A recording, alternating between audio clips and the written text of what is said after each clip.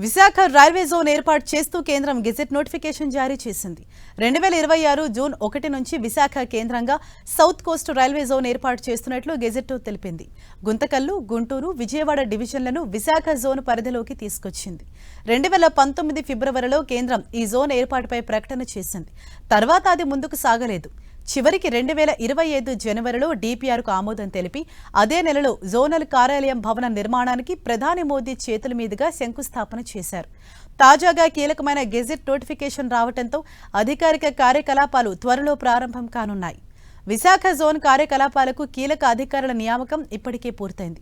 Principal chief mechanical engineer, principal chief electrical engineer, principal chief engineer, principal chief personnel officer, principal chief financial అధికారుల నియామకం పూర్తయింది.